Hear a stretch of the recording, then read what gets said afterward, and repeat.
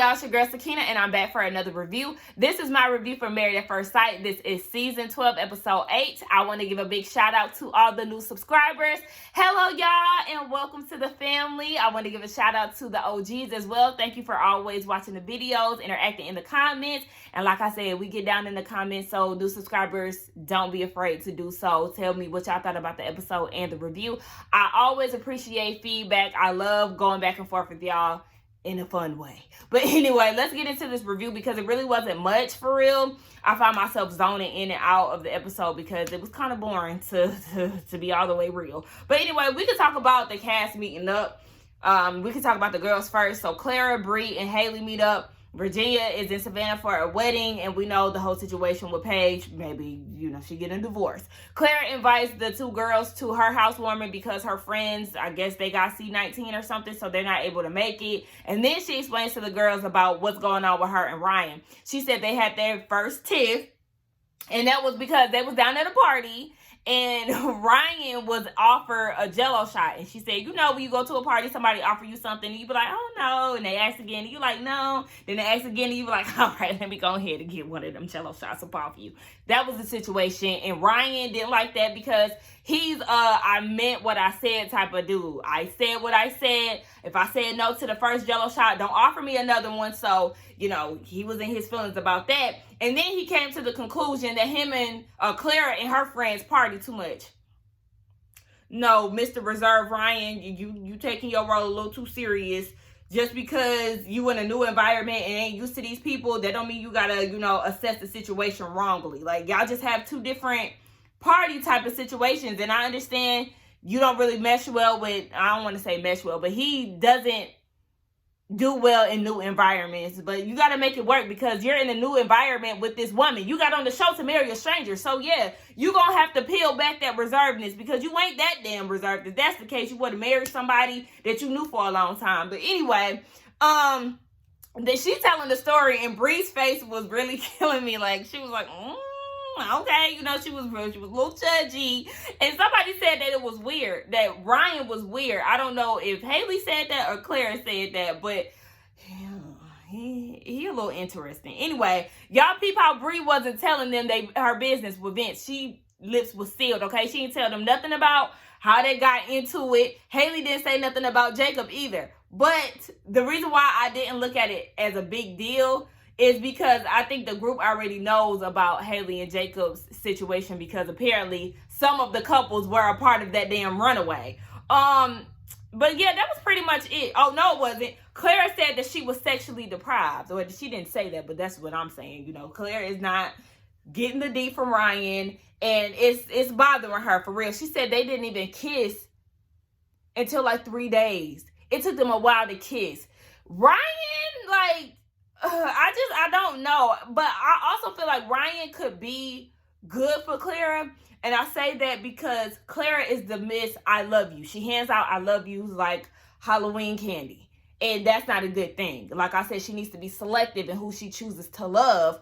And it's not like, damn, if you could love anybody, what make me so special? But I feel like Ryan could be good for her because he'll actually allow her to get that connection with him and make that I love you more meaningful compared to her other relationships. I don't know what her other relationships looked like, but she did let us know 1,000 times that she had fuckboys that she had dealt with. So I can only imagine what the relationship really entailed. But anyway, yeah, I just feel like he'll actually make her really fall in love instead of being lusted after. So I feel like, even though we give Ryan a bit of grief, this could be the one thing that he can help Clara out with. The guys meet is Jacob, Ryan, Vincent, and Eric. Yeah, him. So Vincent said that, being married is an adjustment. Sometimes he want to come home and not really be bothered. I feel him because I want to come home sometimes, I work at home, but you know what I'm saying? Sometimes I just want to be by myself. I don't want to have to be in somebody's face all the time because I'm somebody who really enjoys my alone time. So I understand that, but you are married, so you just going to have to get used to being around somebody.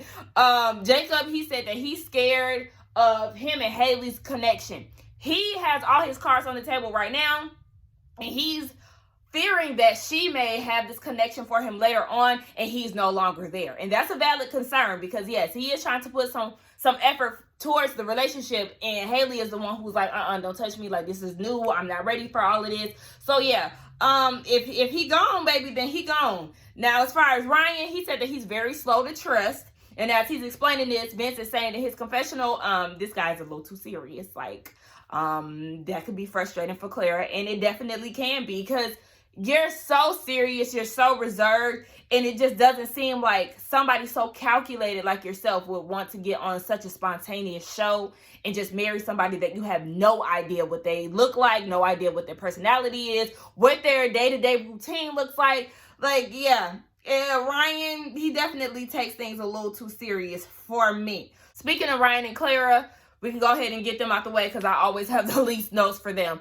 Clara is annoyed with Ryan. She is annoyed with him. She said that he always got his guard up and she needs him to be a little more open-minded.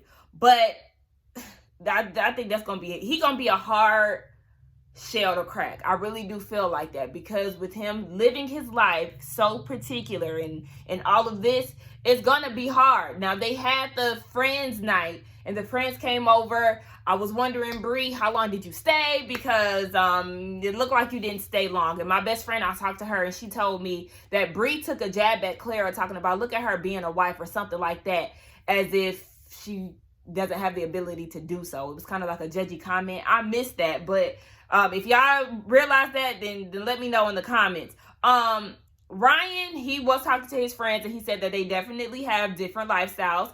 Yes, y'all do. And he kept referring to himself as an old man. And it was irritating Claire, because she's like, oh my gosh, it just goes back to her saying that he has his guard up and not really being open to change. So she said that, he need to stop doing that. And he needs to appreciate the ability to mix things up. Yes, Clara, I'm going to need you to shake up the room, okay? Shake his ass up. Make him do something spontaneous. Make him stay up till 1 o'clock at night. I mean, that ain't that late to me. But, just make him step out of his comfort zone. And I think that's what he was doing when he got on a show like this. But you can't step out on a whim and apply to the show and still be in your reserved ways. It just don't really make sense to me. She's also told, he don't like all that business being out there. But she also said, too, that she never seen him shirtless. At this time, y'all, like 15 days into the marriage, boring. He is so boring. Like, Eric is boring as hell. It's like letting paint dry. And my friend keeps saying she think that they was giving each other oral. No, I think they was doing the jacking, okay? I feel like they was keeping it real PG-13 when it came down to their sex things, because, she want the D and he just not giving it to her. We're just going to refer to Ryan as Class Clown, because remember he said in high school he was called Class Clown, and I'm not seeing any of that. That's kind of like, no nonsense Paige, how she says she's, no nonsense person, but yet she keeps dealing with nonsense. We're gonna call Ryan Class Clown, because this goofy guy who got the superlative his senior year is not really owning up to that title. We can talk about Haley and Jacob. We see Haley, she meets up with her friends and she lets her know everything that's going down. She said, it was going good at first, but when I stepped back and processed everything, I think that this was just a little too much. I'm turned off by him. I don't like this 80s thing that he got going on. I don't like the clothes that he packed for the honeymoon, like all these graphic tees and fanny packs with speakers in it. All this extra, she not really feeling that. And the friend is just like, okay. Now she's telling her about the girls' night. Remember, I told y'all she did lie. She tried to make it seem like the husbands wasn't there and it really was a girls' night. But the husbands did end up showing up. So she lied about that. But the friend is not really seeing the real problem. And I'm like, it's not really a major problem. It's really Haley. Haley is the problem. That's who you're looking at. So the friend is asking her, okay, so what are you going to do to make this thing work? What efforts are you going to put in? And she said that she's going to try to communicate and make this thing work. The friend really wants her to try and really kind of like pull from places that you never knew were there. Like really try to give this thing your all. But then at the same time, the friend said in her confessional, I see that she's putting 100% in and she's really trying. I say, is she? Maybe she's really trying for Haley, because Haley is the type to really like throw you to the wolves once she sees something in you that she doesn't like. Like I said, that's me. Haley is me. I am she. But I said, okay, I felt like the friend was giving really sound advice. The friend definitely came off really judgy at first. Remember on the first episode when Haley told her friends that she was getting married, she was the one with all the questions. And I was like, you need to calm down. But it seemed like she's a little more open to the process now. She's giving good feedback. Now the friends meet, they have a friends night or whatever the case. And Jacob said that he had no expectations for the situation. And he said that every girl has some type of special disaster. And one of Haley's friends was like, okay, is it the girls or is it you? And that's a good question because, yes, we would need to know. It may be something with you that you have going on. It may not just be the girls that you deal with. If you have a pattern, then it may be you, sir. And then I noticed that he didn't really have any kind words to give Haley. It's like, yeah, I know y'all was having y'all's issues, but like you could at least just say something sweet about her. So, he talks to Haley's friends and he tells them about, we had sex. And then after that, she kind of pulled back a little bit. That stroke game wasn't strong enough, sir. So Haley's friends are saying that she's not really emotionally expressive. And that's going to be a problem. How can you have a healthy relationship and not express your feelings? I know I struggle with that. And that's definitely something that I would need to work on. That's why I'm in therapy. Hello. But anyway, yeah. So I just felt like if you have a commitment phobia because her friend said that she has one, then you're on the wrong show. What are you doing here? Why did you get on the show to marry a stranger if you have commitment issues? You should have been in therapy first before you tried to partner with someone, okay? Make it make sense. We need to unpack why you have such a problem with committing to someone. Yeah, she does have a problem with that because she hadn't had a boyfriend since she was 21 and she's 28. We see Haley talking to Jacob's friends, and Jacob's friends are saying, look, he's an authentic guy. He likes directness, so just be straight up with him, be direct, and everything will be okay. And I totally see that. I think we all see that with Jacob. He doesn't like the fact that Haley lives in like this world of delusion and not really seeing shit for what it really is. So yeah, be authentic. Be authentic and be direct with him. And then we see later on that Haley does try to have a conversation with him, but it's just awkward still. Like, I'm not seeing it for this couple at all. They're not meshing well whatsoever. And it's like Haley's not even trying to incorporate any of the things that Jacob likes.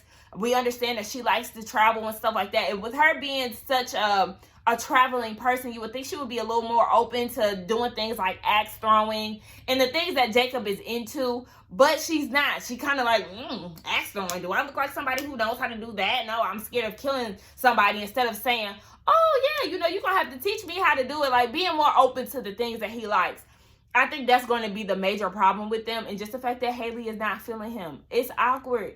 The conversation, everything about them is awkward as hell. I appreciate her for trying. She get an E for effort, but that's it.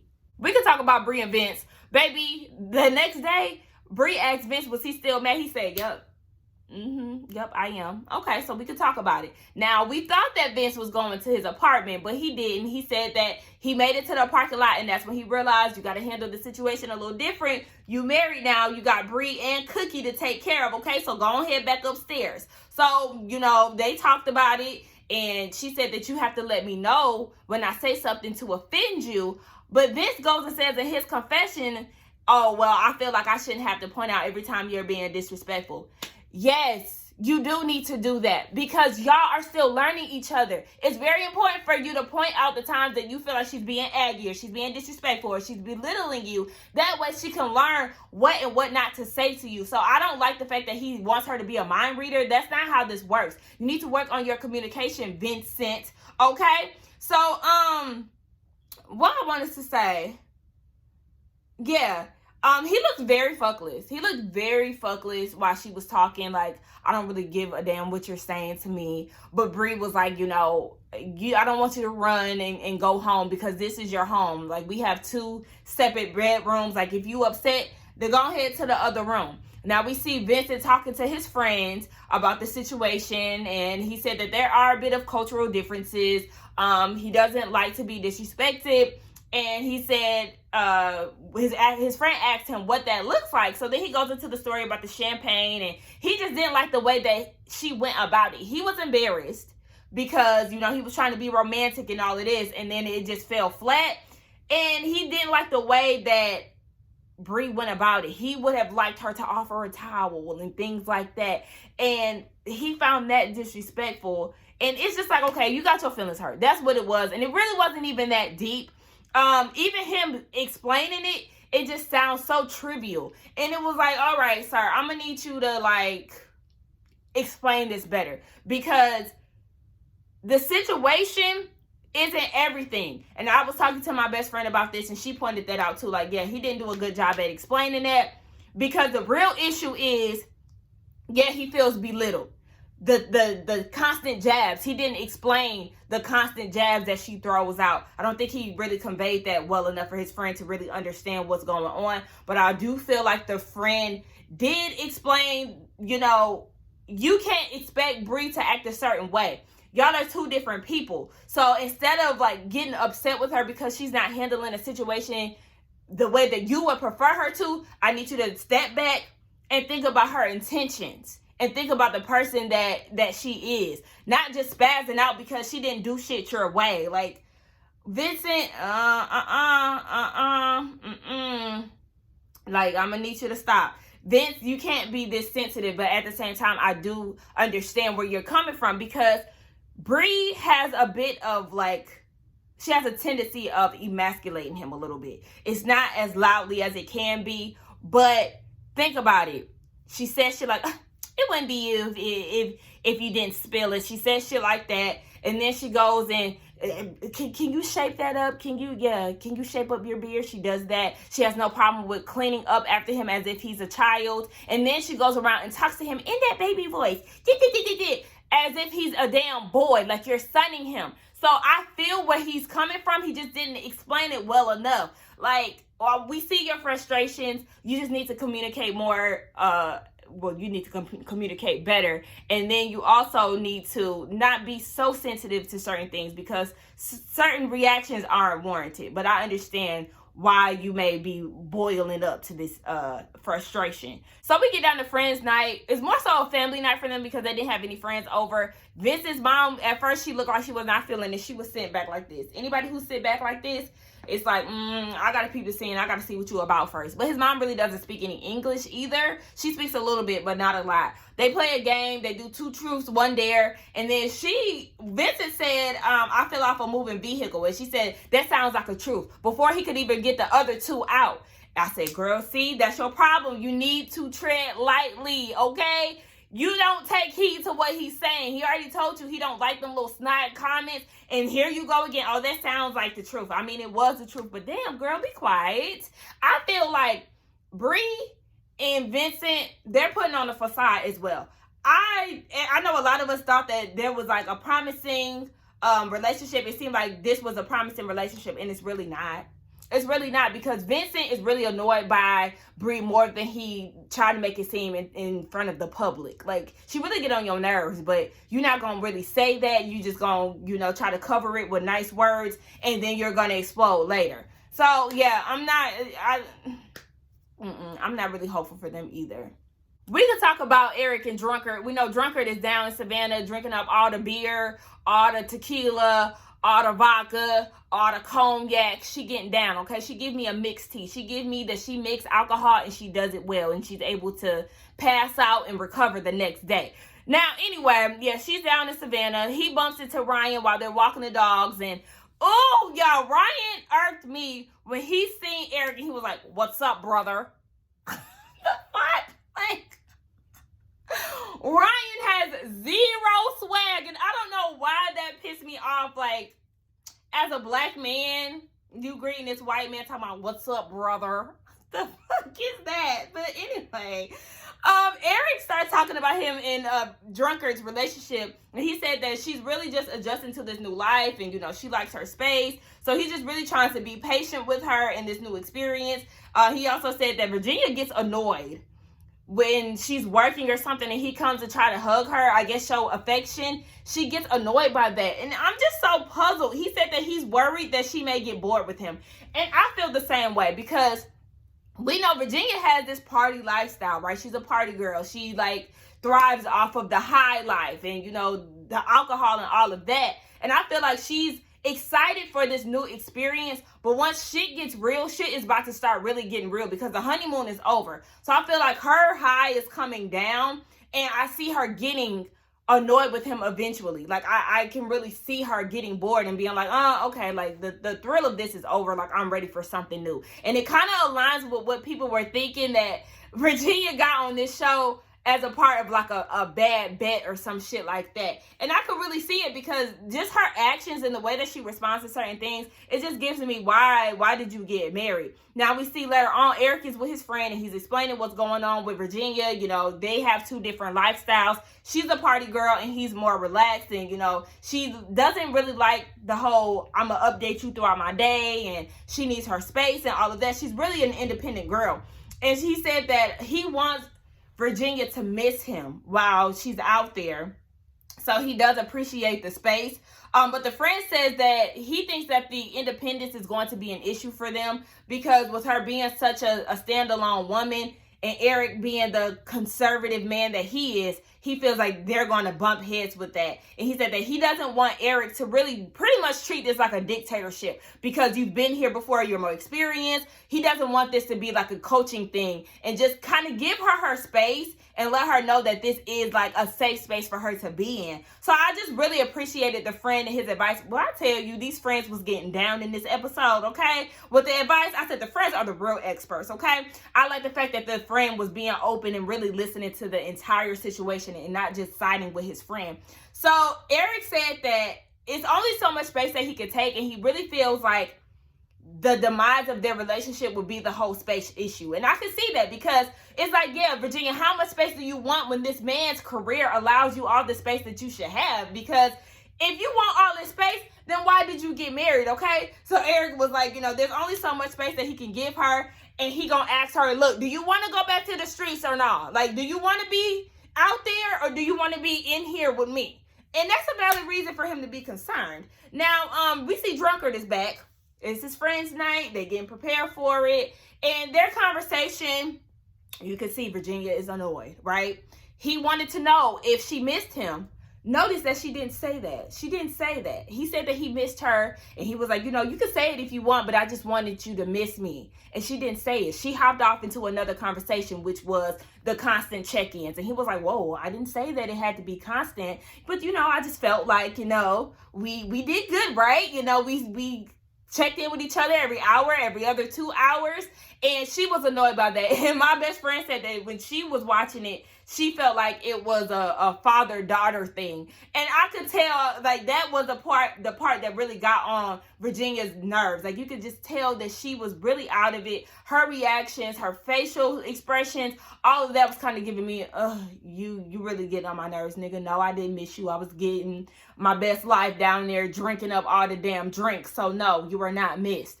But they are supposed to have their friends over, and she's inviting both of her male friends to give Eric some type of calmness about her being out with them alone and all of this. And I didn't like the way that she was going into it. It was kind of like she wanted him to be upset about the situation. He said that he was excited to meet them, and she was more so like, no, you're not. And even if he's not, you don't have to call him out on it. Just ride it out and see how everything goes. But I didn't like how she was like trying to go into it negatively. Another thing that I wanted to point out, Drunkard was like, as they was preparing the food, she gonna say, yes, this is the best food for a hangover. Everything is related back to drinking with your drunk ass. I can't take it, y'all. I cannot take it. She really gets on my damn nerves. Now, she goes into a story. All the friends are there at this point, right? She goes into a story about how her friends tend to have a 3-shot limit. And she's more of the peer pressure type of person. So she wants them to drink and drink and drink. And they like, no, girl, we're going to stop at shot number 3. Like, you doing too much. But she's the one that's constantly still throwing them back until she passes out. And you're okay with this? It's like she has no coof. Like, she has no problem with telling people that she's a pass-out, blackout drunk. And it's supposed to be all laughs and giggles about that shit. No, that's not a joke. That's something that you should really check into because that's not funny. And where the hell are the females? Like, I was so annoyed that there were no females in sight The friends think that they complement each other. You know, she's the outgoing person. He's a chill person. That's like my friend, my best friend and her husband. He's laid back and she's like, you know, the one with the lively personality. She kind of brings that out in him. So I could see that working. I just feel like she care about the bottle too much and she care about her space too much. Like, girl, I don't know what kind of, she should have just married one of her party friends. Like, that's just how I look at it. Marry one of them dudes that you just keep talking about. But anyway, we see that Eric is talking to one of the friends. And out of that whole conversation, I didn't get any type of like, oh yeah, like there's nothing between us. Like, I guess that's what I was looking for. And I didn't get that. Like, the reassurance wasn't there for me. But Eric seems to have some type of good resolution out of that. He feels good about that. And I was just like, we gonna see. We can get into Chris and Paige. I was just real fuckless with this. So let's just get into it. He meets up with his pastor and his friend. And his friend was like, oh, you look like a married man. Barely, baby. He is on his way to divorce, okay? He looks like a damn divorcee. But anyway, his pastor also told him in the flashback, remember his pastor said, don't bring any baggage into this wedding or into this marriage. And he tells them about the divorce and how he was no longer interested in being with Paige anymore. He tells them about having a sex situation with her and hoping that would gain some attraction, but that didn't work. So now he's ready to leave because he has a baby on the way with his ex-fiance, and now he's ready to be with her. Now the pastor was like, hold on, wait now. It was a real awkward silence when he told them about the baby. It was funny as hell. But his pastor was like, you need to learn how to commit. That's your problem. You need to commit to Paige, okay? Your wife trumps everything. She trumps your ex. And as far as that baby is going to be all right. But you need to focus on Paige because she is a rarity. She is a diamond, okay? She is educated. She is smart. She is stable. Like, you know, she just have all these good qualities about herself. And in the confessional, the pastor was saying, like, this is an embarrassment to both families. This is an embarrassment to Paige. I feel like Chris is giving up. Is this the word? Is these all the words? Yeah, he said that Chris is selfish and he's immature. And, you know, she has all these great qualities about herself. And as they're going on about Paige and Chris isn't getting the reaction that he expected or that he wanted, he said, I'm done. I said, oh, not checking out of the conversation because they're giving you the real. And I could appreciate the pastor and the friend really holding him accountable and calling it like it is. Because yes, you are copping out, but at the same time, I don't want him to fight for this relationship because you're not going to do anything but bring Paige down. And she's just going to be down for the ride, down for the dragon. So no, he started scrolling through his phone. He was real uninterested. And I was like, oh, okay, go ahead. I said, see, that's the thing. You thought you was going to get the backing from your friends and your pastor, and it didn't go that way. So then we see later on, Chris calls Paige and asks her to meet up with the ex for not closure, but to clear the air. I said, clear the air for what? These women don't know each other. There's no air to clear. There's no air to clear at all. So then Paige goes and says, well, I'm going to have to pray on it. Pray on it for what? God then gave you all kind of signs throughout this marriage, throughout these 2-3 weeks that y'all been together, and you've ignored all of them. You've ignored all of them. You're going to do what the hell you want to do. So ain't no need to pray. We know you're going to meet up with him. And she did just that. So her reasoning to meet up with him and the ex-fiance, was because she's been playing his game pretty much. And she wants to gain back power. I said gain back power? Gaining power would be blocking his ass and moving on and never talking to him only when you have to for any promotion for the show or anything like that. You didn't gain any power because you're still playing his game, idiot. You showed up. Showed up for what? Like I said, you don't know this lady. Y'all don't owe each other anything, for real. So no nonsense Paige goes and compliments them because the ex, she did come in there slaying, okay, with her dress on. And I feel like that's how Paige should have stepped in. I mean, there wasn't nothing wrong with her outfit. It was just a little too casual. You were supposed to come in there dressed down, sis, okay, to let him know, yeah, you about to miss all of this, and you the best I never had, okay? Shout out to Beyonce. She gonna compliment them, talk about, you guys look jazzy. She just loves upsetting me. Another thing that I wanted to point out, too, was I'm hoping that this doesn't set Paige back. Now, we know she's capable of doing so, but I'm just saying mentally, because, you know, she's already been told by Chris that he's not attracted to her. And then she meets this ex who is, you know, attractive, and, you know, she has this appearance about her and all of this. I'm hoping that this doesn't set her back like, oh my gosh, she's gorgeous. Now I really feel like I have to compete with that. You know, now she really wants to do anything to please him, especially knowing that she's going to meet up with him again after this. Like, you know, oh my gosh, I'll have sex with you. I'll have whatever I can to one up this woman, because now she feels like she really does have competition. Paige said that she's still questioning whether or not the ex-fiance is really pregnant. Chris is getting real comfortable with saying the mother of my child. And I'm like, the mother of your child? Why you just can't address her as your ex-fiance? Because, yeah, we don't know if she's really pregnant for real. But anyway, Paige also tells her about her own pregnancy scare. And she was like, you know, the ex was like, pregnant by who? Chris, the man that's sitting right next to you. And I don't understand why you so surprised by that. Because, yeah, you knew that they was getting down. And that is his wife. So, I mean, what you so mad for? And Paige is doing all these what ifs, you know. What if I was pregnant? You know, would he treat me the same way? Ain't no time for no damn what ifs, because you was not pregnant. Like, damn, she want to be down so bad. That shit was pissing me off. And did y'all notice that she kept bringing up her being willing to be a bonus mom and being a stepmom? Like, stop. You're making it seem like you're still open. You're still letting him know, oh, hey, you know, if you ever want to consider me, like, I'm still open to being a stepmom. In this one setting, she said it twice, and it pissed me off. So, the ex let Paige know, like, look, I know he's, like, in the talks of, like, us getting back together. That is not on my to-do list, honey. I'm not saying him like that. I said, oh, okay. And I said, this either went one or two ways, right? They came in together with the intentions of working on it, because the ex said in the confessional, once Paige started laying stuff out, she was like, if he ever had any intentions on being with me, then he should have laid all of that out on the table. And that's why I feel like they probably went into it wanting to be together. After hearing all of this, she was like, or she had already had her mindset on not being with him, and Chris just wanted a way out of the relationship with Paige. So he was like, oh, well, shit, I'm going to just say, you know, I'm trying to work it out with her and, you know, just leave her because I don't find her attractive anyway. But, you know, whatever. The girl said that she wasn't interested anymore.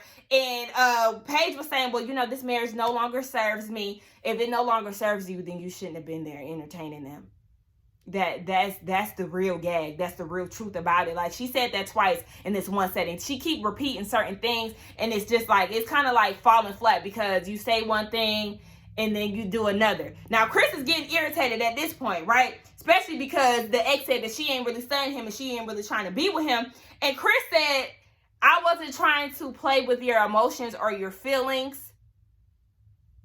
You're lying. Roller coaster. Remember? Roller coaster?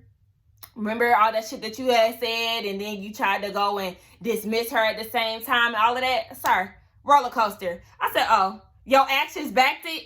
Oh, baby, listen, I'm going to need you to stop. Then he goes as far as saying he didn't want to leave her on. I said, bitch, stop playing with us. Chris, stop playing with us. Stop playing with Paige. He mad because he's not getting the reaction that he wanted out of his ex. I think he thought that him and his ex was go in and stunt on Paige and let her know, like, yeah, this is what we doing. This is us. Like, no disrespect to you, but I'm moving on with her. Like, you see her, we moving on. And that wasn't the case. The ex was like, baby, no, I don't want to be with him. And I just feel like, yeah, sis, you dodging a bullet too. The both of y'all are dodging a bullet, because he got real defensive. He started being real disrespectful, talking about, oh, yeah, I can't wait to go eat, read my Bible, and all of this. Like, I'm going to need y'all to stop bringing God into this, because these Christians who thump the Bible, y'all be sinning the most, okay? You trying to come off as this man of God, but yet you sinning like hell. You having babies out of wedlock. You don't even know how to treat a woman with respect, Okay? Like, stop playing with me. I don't even want to go deep into that, but y'all know them Bible thumpers be the ones thumping the Bible and sinning the most, okay? Like I said, that was pretty much the end of it. Chris thought that he was going to come out on top, and his ex was like, no, I'm really not here for you. I mean, Paige was eating it up. She was cheesing and all of that, trying to make it seem like she was done. But we see in the preview that she meet up with him next week. Girl, you still want to be down. So I don't even really care to go that much into them like that. This episode was boring as hell to me. I tried to give y'all some type of entertainment. I'm sorry if I wasn't as lively as I usually am, but they was not really giving me a lot of material to work with. Y'all, that was the end of my review. Let's get down in the comments and talk. Don't forget to like, comment, and subscribe to my channel, and I will see y'all in the next one. Bye.